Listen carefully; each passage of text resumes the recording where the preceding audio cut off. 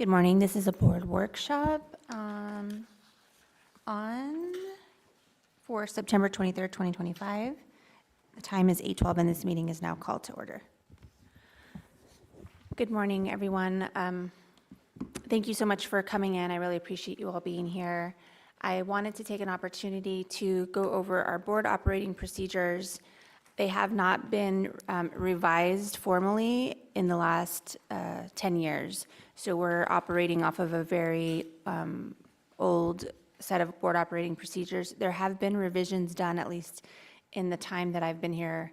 My first term, there were some revisions that were made, but I did not realize that they were never codified. So it's really important that we at least get an updated version into the books. So we'll be meeting today. We'll be meeting next week on Tuesday as well. Because of SB 12, we're not allowed to meet out during working hours. So we will have to cut this meeting off at 9. So whatever we can accomplish at 9 o'clock, we'll revisit beginning at 8 a.m. next week. So my ask is that we try to get to a place where we're at least able to codify something in October. There are some legal updates that we should be making, one of those being the amount of time that's required to post for a board meeting, which means the amount of time that board members need to request something for the agenda. With that said, let's get started. Sezi did provide a copy of some board operating procedures that had been sort of in the works. This is a combination of what had been worked on by several trustees and also by Esperanza. If you'll recall meeting Esperanza, those of you who have met her, she helped with a draft version as well, and that's what Sezi has provided. So thank you, Ms. Collins, for that. So just to be clear, what we have here is the stuff that we already worked on. Okay.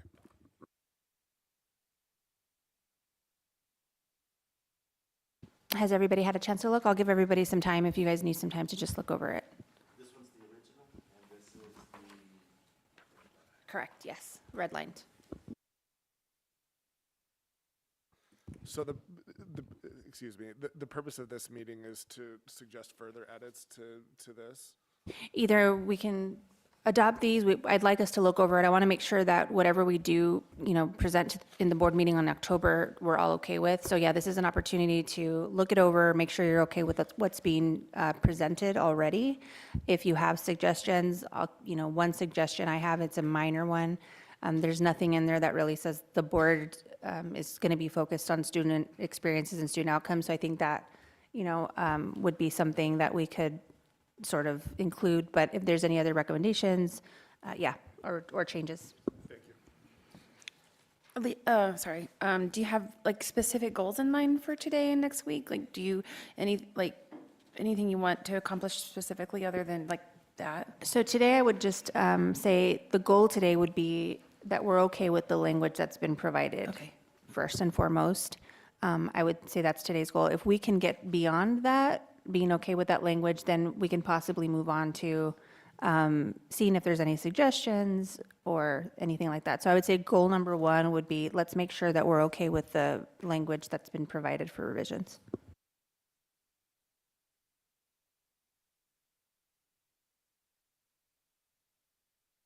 And we can go over this if it's easier, just sort of page by page.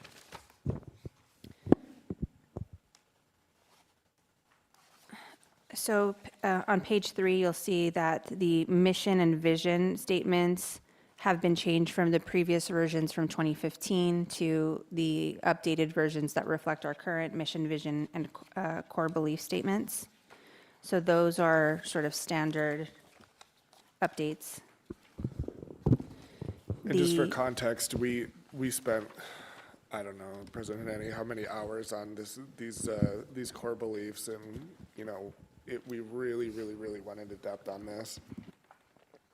Yes, we did. And so we may have an opportunity because our strategic plan is expiring this year. There may be an opportunity for us to revisit those things, but for now, this is what's already been codified by the district. And then you'll see also The strategic levers, those are current strategic levers. That is, again, from that strategic plan that is set to expire in 2025. Page 8 is the BAA policy, which is the framework that TASB provides. This does have some of those accountability pieces that I talked about, progress toward achievement of district goals.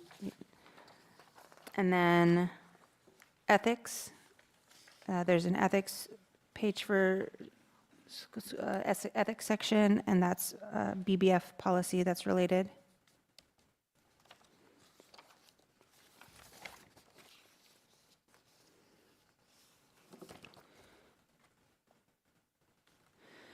So on page 12, you'll see communicating with team members between meetings. The language here is that board members who wish to share information relevant to district business will relay the information to the superintendent's office for distribution to all members. So that's why you'll see whenever I want to provide a communique to the board, it'll go through either Ms. Carrasco or Ms. Collins.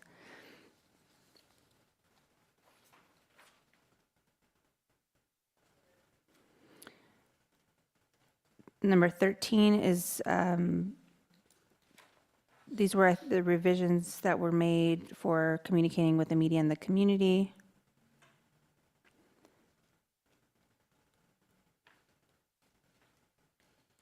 So this is basically, if you're speaking to the media, you're speaking as an individual, not on behalf of the district. And then the second piece is, in the interest of promoting consensus, building through collegial discussion, it is considered best practice for a board member to avoid stating an opinion on an upcoming issue. So essentially, that's if there's something that's already posted on the agenda, essentially we want to avoid having that debate in the public, and we want to have that debate with each other on the dais. So that's the intent or the spirit of that. Number 3, board members are encouraged to participate in community activities as liaisons between the public and the district. This is something new. I don't know if Daniel can probably recall, the previous version had some stricter policies that wasn't as friendly to the board being, engaging with community members. So this was something that was added in that light. Sorry, you lost me. What page are you on? 13, Oh, communicating with the community. So this was just something that, we're encouraged to interact in a positive manner. Encouraged to participate in community activities. Social media, the district doesn't provide any social media accounts. Basically what we have, we're responsible for on our own.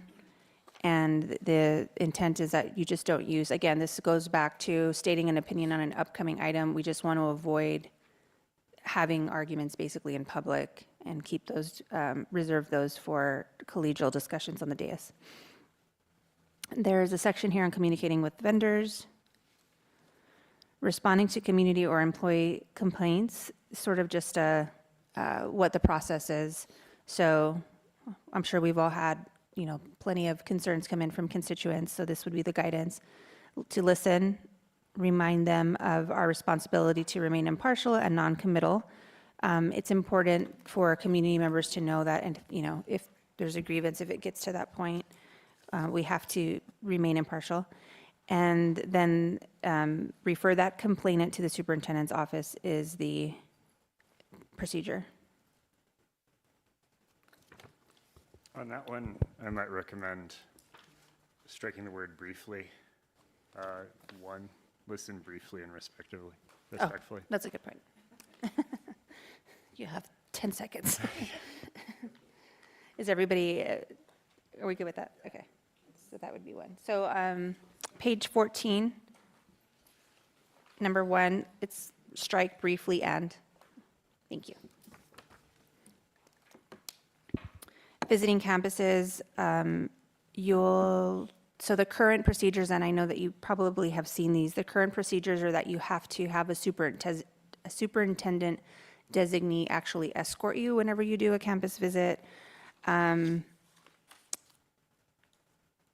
So this modifies it to if you're, and really this is more for school events, I would say campus visits are, we have to be really careful with the frequency that we visit campuses because we could be seen as interrupting, you know, instructional time or the business of, the business of the campus.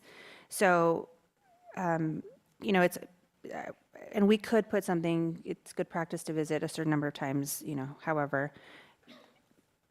So you have, on this one, it's contact the campus principal to schedule the visit and notify both the superintendents and the principal's office prior to their arrival.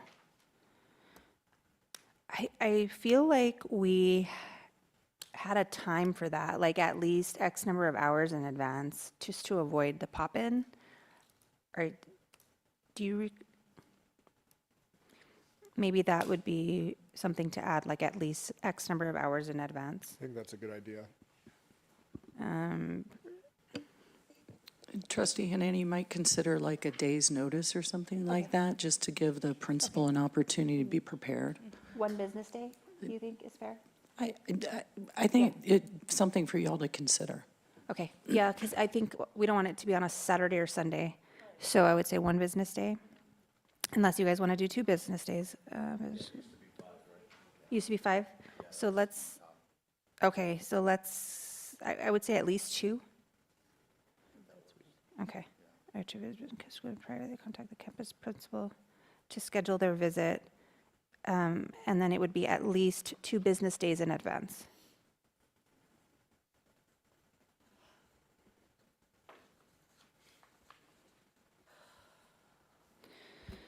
Board members may go into teacher classrooms or individual buildings, but not for the purposes of evaluation.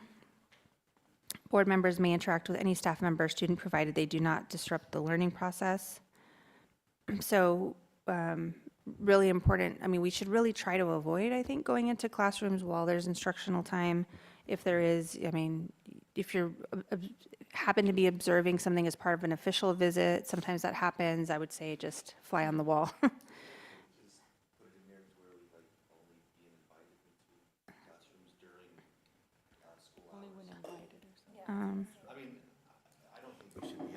Yeah, no, that's a good point. It's good practice. And I want us to realize that this, this document is a guiding document for also for future boards. So we want this to be able to live with and guide.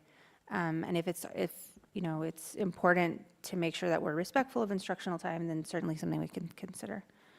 So I'll put a, Sorry.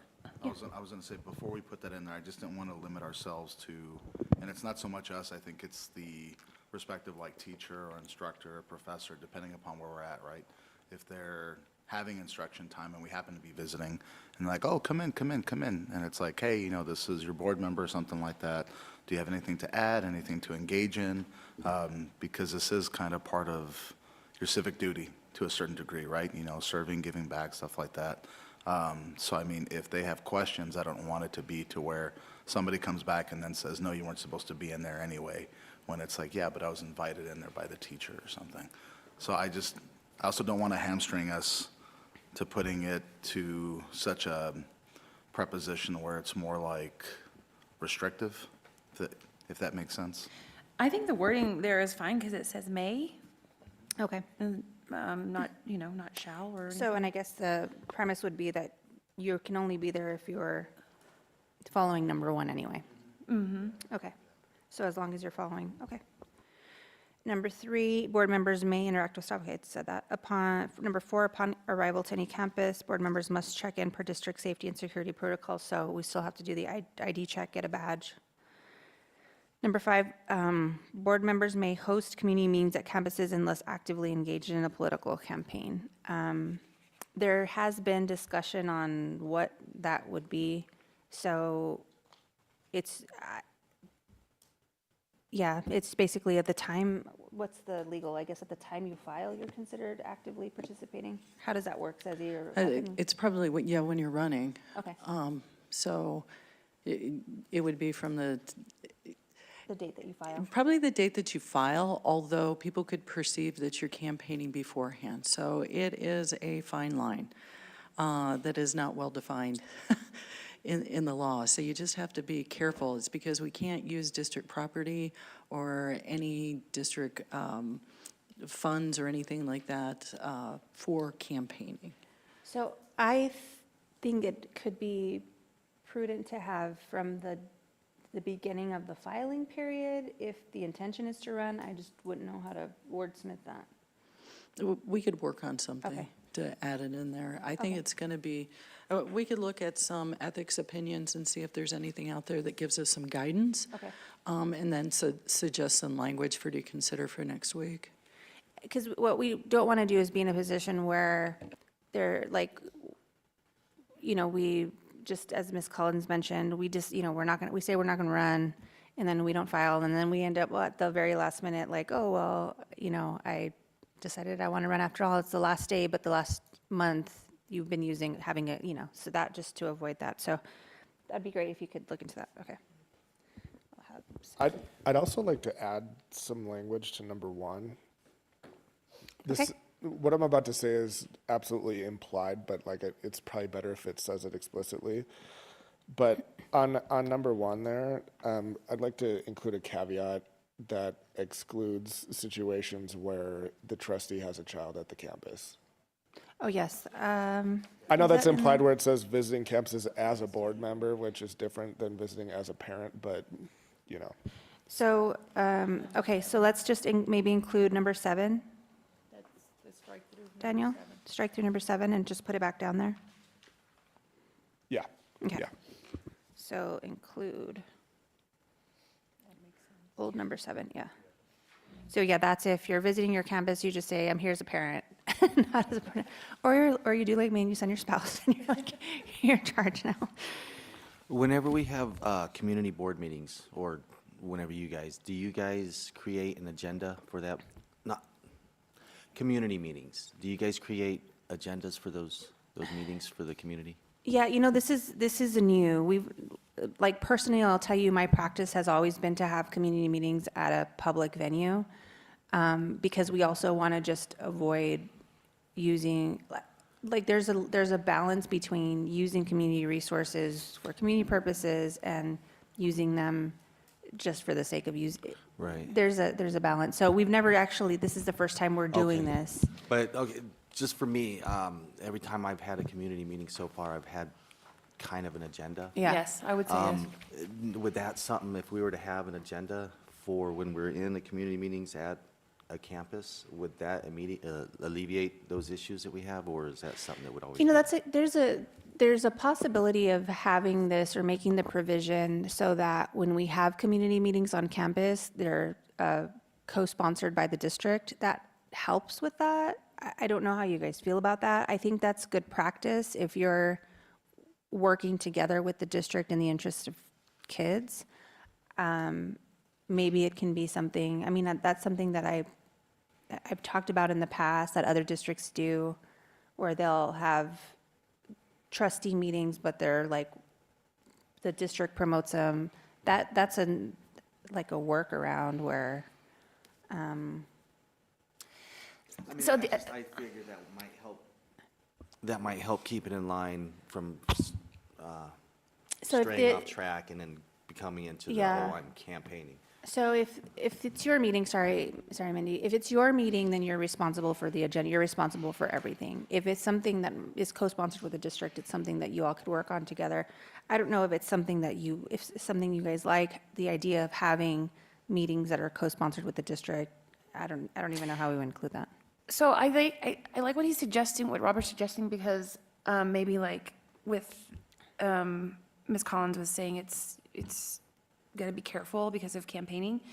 But if you had like a set agenda that could be posted, that was available to the public maybe, or, because our meetings are supposed to be open to the public, or community meetings, maybe that would help kind of like keep us on task, on track of like making sure it's just a community meeting.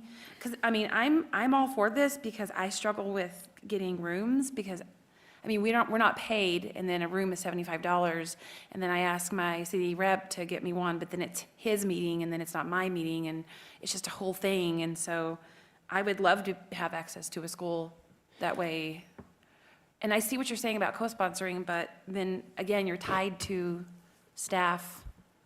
And then, I mean, Yeah, yeah, I know, I don't totally see it. So the meetings at recreational centers, I'm just thinking about this, but they're free as long as they're open to the public.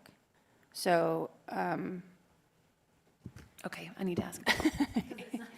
yeah, so you can reserve a space at a rec center, because and I've done them at several, they may be misinforming you, but you can reserve them, and they're free as long as they're open to the public. And I think there's probably you have to maybe verbalize that. So that's typically where I've done mine, is at rec centers, but it's city facility.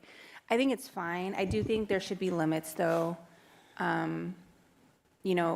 Again, this is not just for us, it's for the future. Like, let's say there's a trustee down the line that's like, well, I want to have a meeting every month at a school. You have to understand, like, it's staff time, it's resources, so we're trying to find the balance here. So can we revisit this one? Yes, yeah. Because I want to be mindful that we have a very short window. Food for thought as we go to revisit it. Do you think, a rhetorical question just to take home with you, do you think that having meetings on campuses will draw more of an attendance as opposed to off-campus sites? It might. I mean, there's certainly, we've never done it, Robert, so this is new. But we also, if we're doing something new, we also want to make sure that it's organizing it. Can I chime in on that one real quick? Yeah, of course. So I love the idea of being able to go to different campuses, because I think it's easy for us, and I think it's easy for the community. However, even if you have a set agenda or a posted agenda, you could still have members of the community come in and start making it political if they wanted to, right? And I get that it's easy to say, hey, that's not set for this agenda for today, but then you're going to have a bunch of community members saying, like, look, we hardly ever get a chance to just talk to you like this one-on-one, and now you're not going to hear us out. That's kind of going against one of your board policies that was just in here before, whereas if you have it at a rec center or a library, I've had mine at libraries, those are free too, coffee shops, right? I like that idea because it might make people more comfortable to go, especially if it's maybe, faculty or staff that have issues that they want to bring up to you, that can be addressed further as opposed to having them there at school, or maybe they don't feel like they can be completely open and honest, or parents too, because maybe a assistant principal is there, or a principal or somebody, and they don't feel like they can be open and honest with you. But the usability is definitely amazing, to have it at schools, but I just don't think functionally it would be advantageous for us or anybody in the future. That's just my 2 cents. So let's definitely bookmark that one, think about it, look at maybe what some other policies are for other school districts, so that when we revisit it next week, we'll have an understanding of maybe how it looks in other places. So going on to page 16, rules of order, moving on to 17. There's related policies here. BE local board members shall conduct meetings guided by the parliamentary procedures in the most current edition of Robert's Rules of Order for school boards. And trustee Hanani, on that, I don't believe that there is a actual Robert's Rules of Order for school boards. That's a really good point. So just Robert's Rules of Order, so let's strike But that. we can look for that, but I didn't find any. okay. But we'll double check that for you. And I'd like to gift everybody a current copy of Robert's Rules. I wanted to do that before today, but I'll see if I can get something by next Tuesday. There may be some abbreviated versions Okay. that is put out by TASB for school boards to help in that, so we'll We get that. also, Dr. Loveridge and I, in our leadership training that we did at TASB, we picked up some cheat sheets, so Yeah. we'll pass those out as well. I think Jack has them in his backpack. Okay, board members will receive the most current edition of Robert's Rules of Order, so there we go, there's that asterisk there we just talked about. Board members will be encouraged needs to be fixed, to attend training on Robert's Rules of Order. I think that's actually good practice as well. I believe there's an online version of training through TASB, and it's about 40 minutes, right? Something like that? I would love for us to get Robert's Rules training here. I do like this Tuesday morning time slot, if we can make this work for team building type stuff like this. So I think that might be a good placeholder for something like that in the future. Okay, moving on. Preparing the board meeting agenda. Board meetings are scheduled on the third Tuesday of each month, except in the event of a conflict with a district holiday or as rescheduled by the board president and superintendent.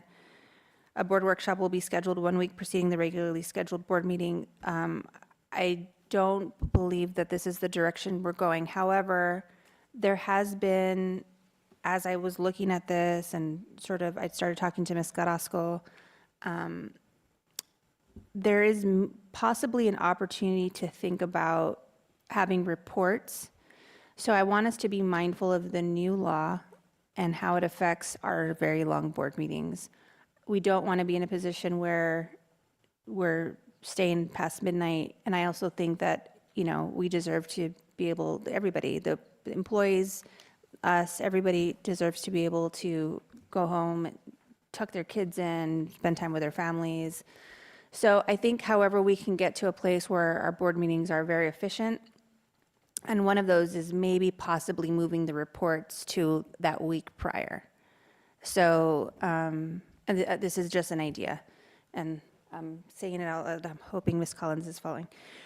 So if we have the reports section prior, whatever we don't get to in that hour would be moved back to the regular board meeting. I would say that we have to have the academic reports at the regularly scheduled board meeting, because that should be the business of the board, is to focus on student experiences and outcomes. But think about the transportation update. Like, that could have been one that we could have moved before, asked questions, you know, it's still publicly posted and it's still available. We could possibly include the report as part of the agenda for the regular board meeting, just include it, but not as part of the minutes, or I don't know how we could do that. Anyway, that's an idea. That could be a way for us to have more efficient board meetings that we now know are going to go quite a bit longer than what we've experienced.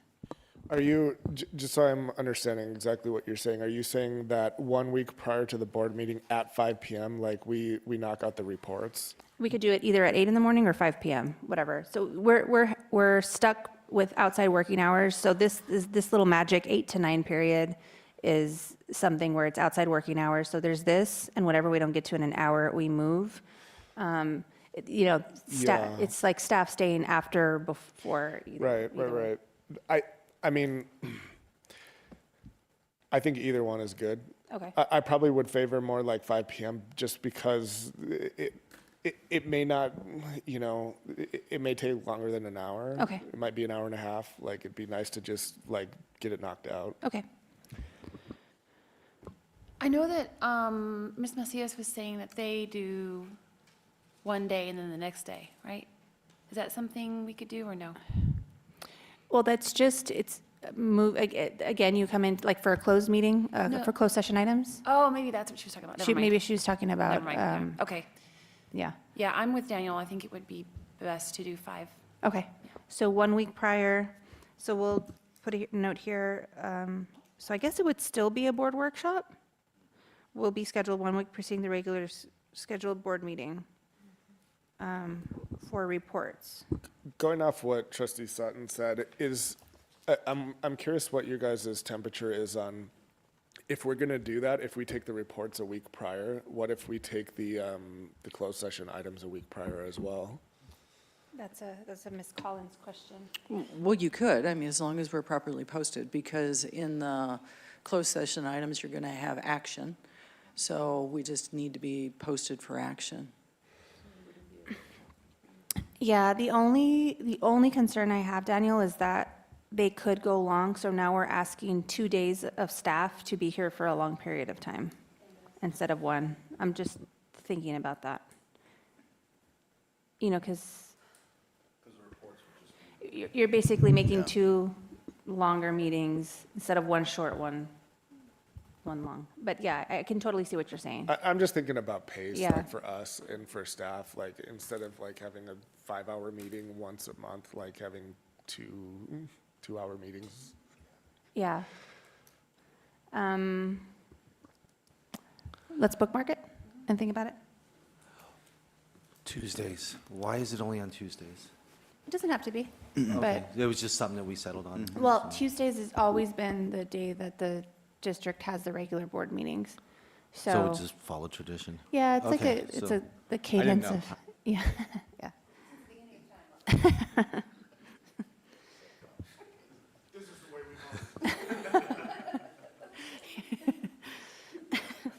We should have had like put a quarter for every time you're here.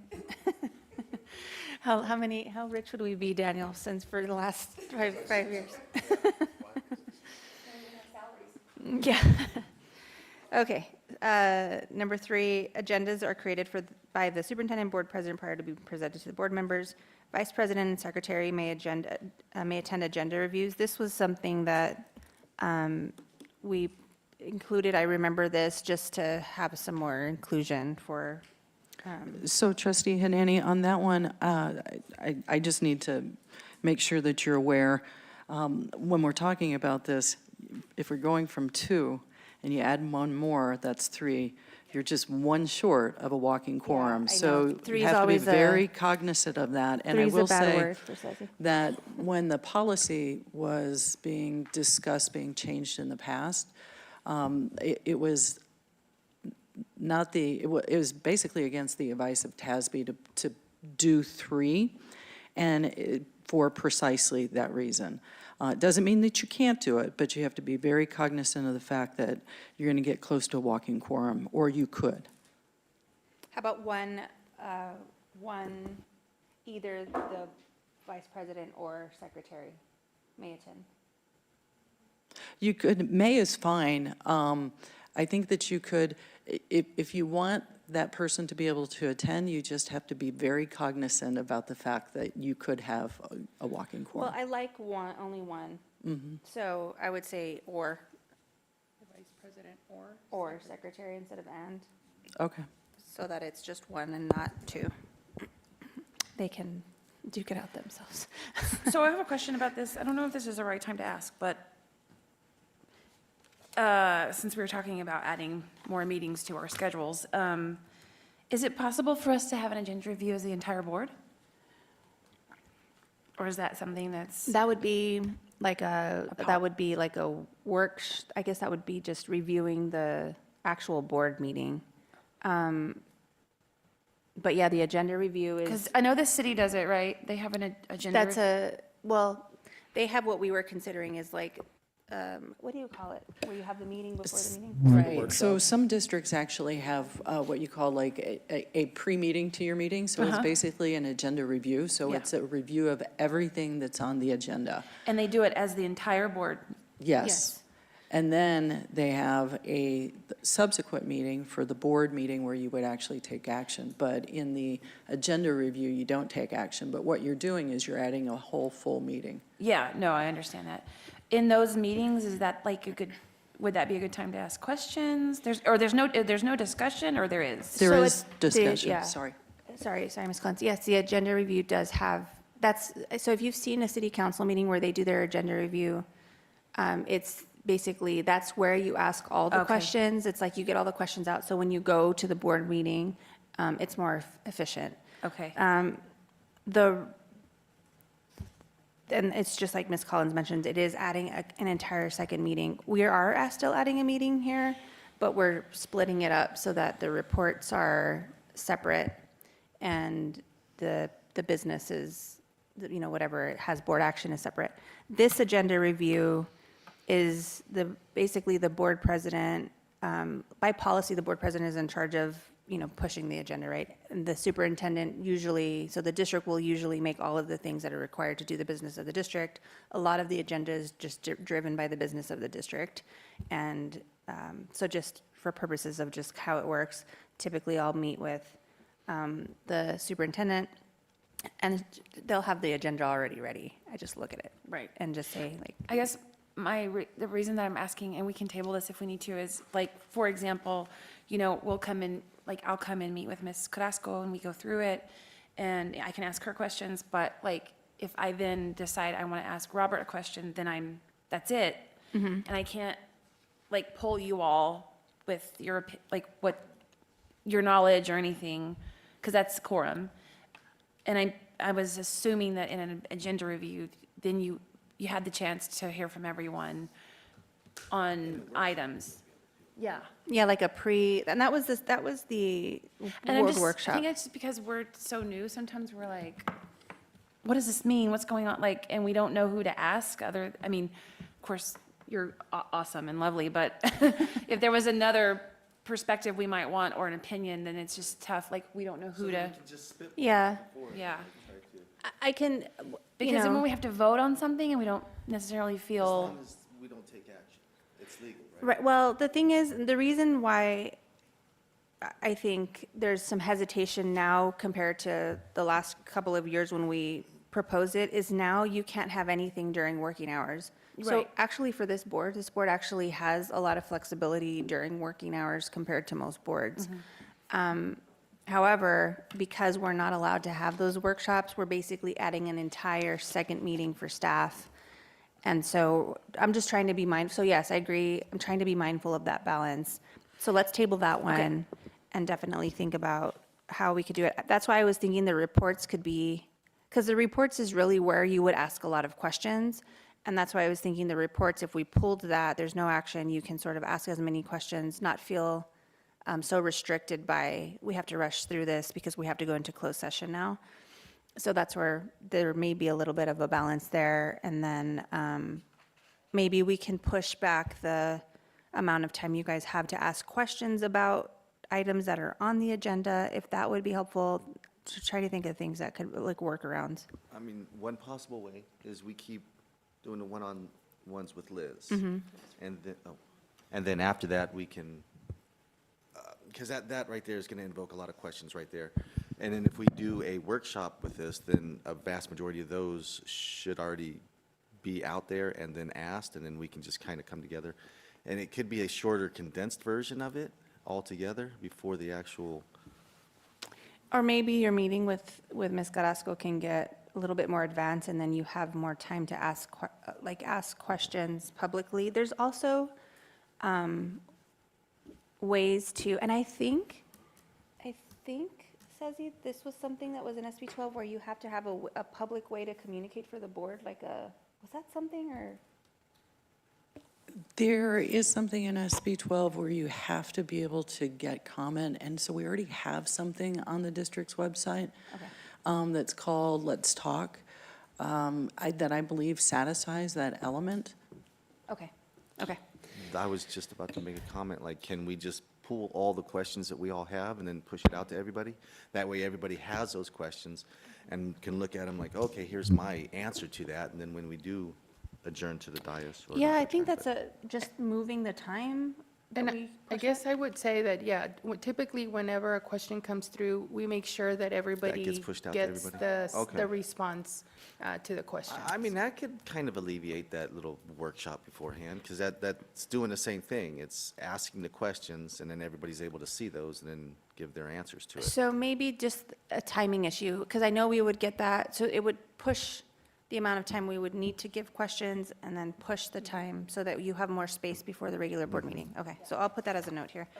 We're just, a side note, we have 10 minutes. And I do believe that once we post the agenda, Liz does reach out, and so if you all, even before you meet with her, if you have any questions, that we can gather the data or information for you beforehand so that you've got your And answers. we can meet with her up to 2 trustees, Yes, or just one? Two. okay. I'm just to save you time, so that you're not like so swamped dealing with us. Okay. Number 4, any 2 board members together may request in writing that an item be placed on the agenda for board consideration by contacting the board president or superintendent within the prescribed timeline. And this is being changed from, actually, we're changing it back to 12 business days, I believe. Is that correct, Sazi? The current policy says that the deadline for board members to submit items for inclusion on the agenda is noon at the 12th calendar day before regular meetings, So I think or noon of the 7th calendar day before a special meeting. So I think this needs to change, if I'm not mistaken, to 12 business days. I think about the like the time that the agenda needs to be posted if there's a holiday. Fall break is a good example, plus the weekend, so I think this would revert to business days. You can. Okay. I think that's fine. We would need to change the policy to Okay. reflect that. Okay.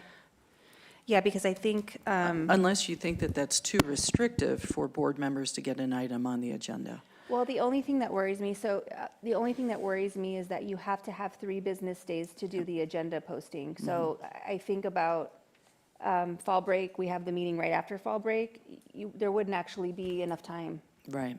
So we're about to do agenda review next week, which would be before the deadline. So that would be the only thing. Okay. Items submitted for inclusion after the deadline or those requiring significant preparation time might, at the discretion of the board president, be added to the current agenda or be deferred to a later meeting, but no later than the next regular board meeting. The decision is based on the time needed to prepare supporting information. So this was just, there was some language added here that if there were some items, because typically when we do have an agenda review, we'll look at how much time, and see what can be moved to the next meeting. So this is basically saying the same applies, but it does need to be at the next board meeting to make sure that all the voices of the board members are being considered when they put in a request. Draft agenda will be developed by the superintendent and presented to the board president for approval at least 10 calendar, I guess that needs to be changed to business as well, 10 business days prior to the meeting for which the agenda is being prepared. Use of a consent agenda to present items for a single vote without discussion will conform to the following guidelines. Placement of items on the consent agenda will be at the discretion of the board president and superintendent. Examples of items that may be included on the consent agenda are routine items, minutes of regular and special board meetings, budget amendments, monthly personnel reports, purchases requiring board approval. Do you know why this was added, just as practice? Which one, 8? 7B, it's just examples?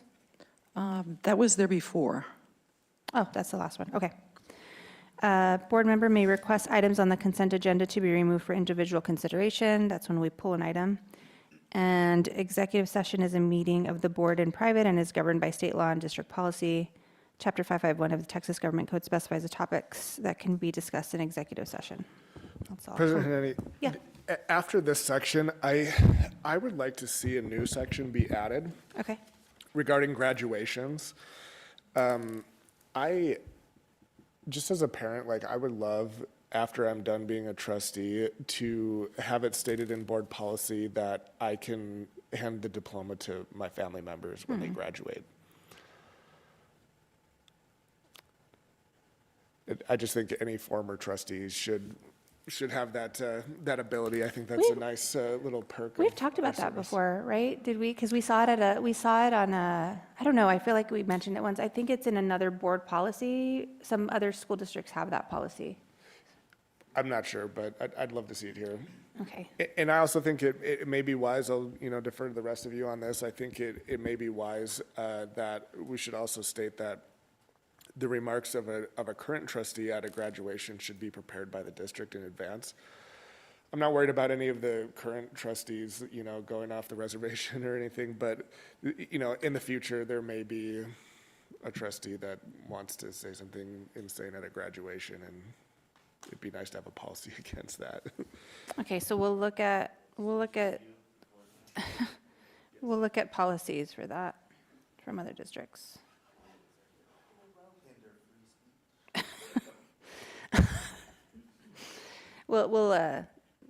We can talk about that one. Okay, requesting information about meeting agenda items.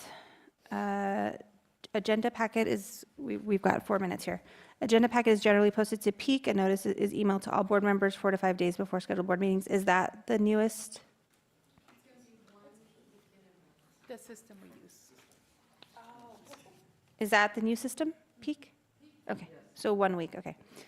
Board members will direct their individual requests for additional materials or information relating to agenda items to superintendent or designee via email while copying the request to the superintendent prior to the board meeting.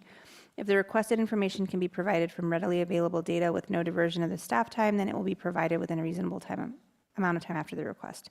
In order to honor the time of district staff, board members will make every attempt to request additional materials or information relating to the board meeting agenda as soon as possible before the scheduled meeting. Superintendent or designee will ensure that any additional materials or information that is provided to one board member is provided to all board members. This operating procedure will not limit a board member's ability to ask questions during the board meeting.